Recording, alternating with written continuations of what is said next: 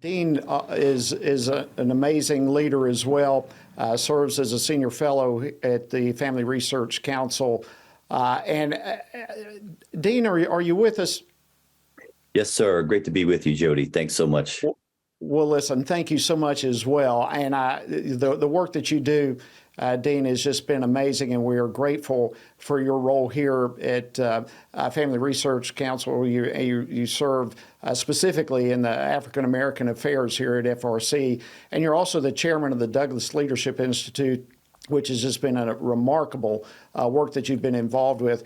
But let's get into this a little bit further. Ariel was just sharing with us about the rise in attacks against churches across the country. Of course, today is Martin Luther King Jr. Day, but also National Religious Freedom Day.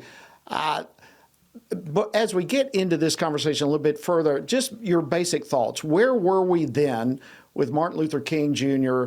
Where are we now, specifically as it relates to attacks on churches?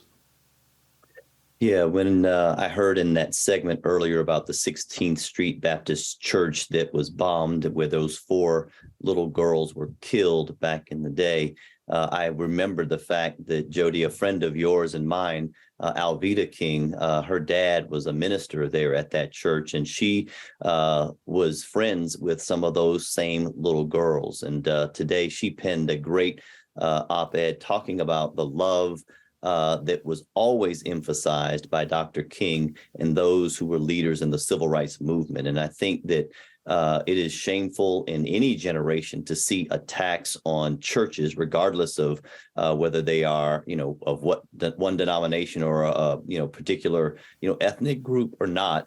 But I think that it is important that FRC has done this report, and I'm pleased to say that there have been many Black churches and organizations that have highlighted this report, because we want to make sure that we put some pressure on our elected officials and law enforcement officers to make sure that something is being done about it. Absolutely. And you mentioned the 16th Street Baptist Church bombing, a horrible incident. And obviously we saw attacks on Black churches in the South during the civil rights era. And now we're watching yet another upswing in attacks in our current era. You are a historian, among other things. What do you make of all of this?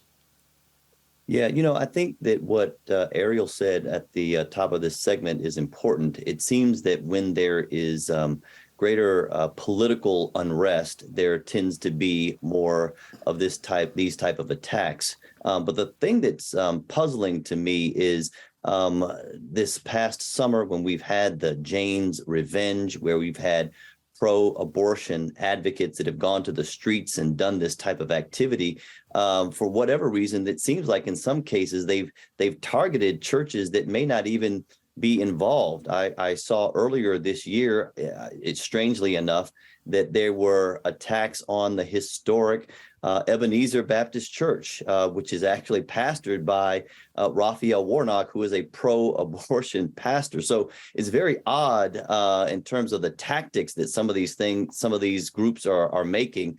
But regardless of the motivation, I think that it is important for all of us to be aware, to work with local law enforcement, to encourage churches to prepare themselves, and to have good conversations to see if we can help to de-escalate some of this violence that is, being perpetrated on churches across the country, and I might add also on pro-life pregnancy centers, which we also have seen. Yes, we certainly have. The pro-life pregnancy centers, pregnancy resource centers have just, it's been unbelievable what's taken place there, and still, at least to my knowledge, not a single arrest for any of those. And yet you come to, you mentioned Jane's Revenge. As I recall, I mean, in fact, some of our viewers were actually able to see those who allegedly committed the crimes were videoed. We have pictures of these people and still no arrest. What's going on? I mean, are we entering an era that has a two-tier justice system? It's if you're of the left, you're okay if you commit a crime, but not so if you're on the right. I mean, give me your thoughts on why there have been no arrests in spite of the fact we have pictures of these people. Yeah, Jody, I think that there is a double standard right now. We can't get really any help or support from really from the mainstream media on these issues. We can't get a whole lot of support even in some of our elected bodies. I mean, we just had this past week, some of your colleagues and friends offered a resolution last week to support pregnancy resource centers. And we really don't get the support from those that are on the other side of the aisle. But I do think that we do have an opportunity, particularly when we've had a disproportionate number of African American churches that have been attacked. A good friend of FRC, the former pastor Herb Lusk in Philadelphia, Pennsylvania. I was there in the city of brotherly love earlier. His church was attacked. I've seen some other churches that have been attacked, but I think that with their voice, perhaps we can get this administration, and we've already seen a little bit of movement with President Biden, at least giving lip service, at least to this, and maybe that we'll have the Justice Administration or the Justice Department that will actually take some aggressive action. I'm hopeful of that, and we're certainly willing to work in a bipartisan way with anybody to really stand up and to protect churches. Absolutely. And, it all starts with lip service. I mean, actions come out of commitments that come from the mouth. So, I agree with you. Hopefully, this is the beginning of a move in the right direction. You mentioned a few moments ago that much of the violence, and Ariel actually mentioned this as well, seems to be coming from political motivations. And that in itself is disturbing. Certainly, we're seeing the current wave in violence seems very much absolutely related to the Dobbs decision. Do you think this also represents something bigger in our society, a disrespect for God, a disrespect for churches, a disrespect for law? Is there something bigger going on here besides just politics?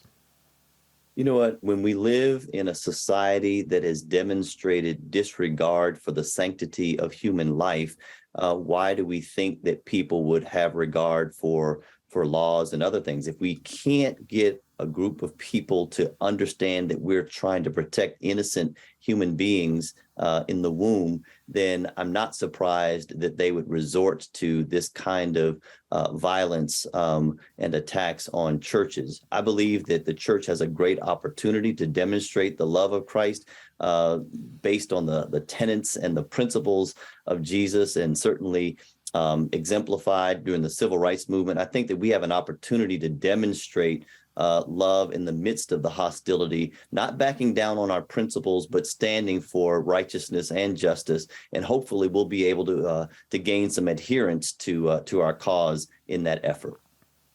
Absolutely. I bet these criminal acts of vandalism, destruction of church property, all of these really is what you're leading to are symptomatic of a collapse in society towards respect for God, for the law, houses of worship, religion as a whole. And it really underscores the spiritual nature of the problem that we're involved in. And we've got to have churches and houses of faith stand up to this battle. And as you described, in love, push back effectively. And, that's one of the missions here at FRC that I know you know well. But I wanted to turn your attention in a statement for Religious Freedom Day today. President Biden brought up his United We Stand summit. But during that summit, he made the following statement. I'd like to play this and get your reaction to it. We need to say clearly and forcefully, white supremacy, all forms of hate fueled by violence have no place in America. Failure to call it out is complicity. My dad would say, if your silence is complicity, we can't remain silent. Your reaction? Number one, I agree. We need to stand up when we see acts of violence and acts of hate.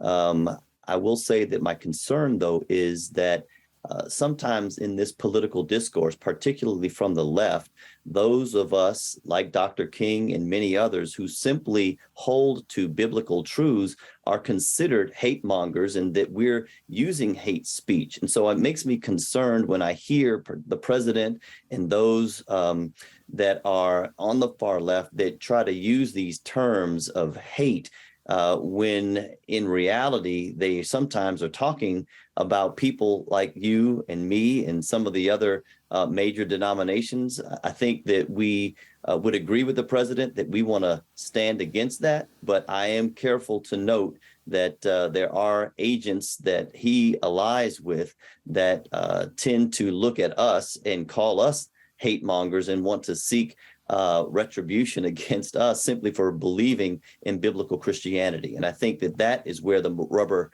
meets the road. And happy to engage with the president and with the Justice Department on many of these issues. But we know that there are organizations that he's connected with. Even the Southern Poverty Law Center is one of those for which this event was done. They have listed many churches and even FRC in that category. And so we'll continue to push back on how they define hate, but certainly willing to work with anybody. As the great Frederick Douglass said, he says, we'll work with anybody to do right and nobody to do wrong. And so I look forward for the opportunity for FRC and other organizations working together in a spirit of bipartisanship to stand really against these acts of hate. But let's make sure that we define what that hate really is. Dean Nelson, thank you for your incredible leadership on this and so many issues, and we're honored to have you this evening on Washington Watch. Thank you. Amen. Thanks so much. God bless you.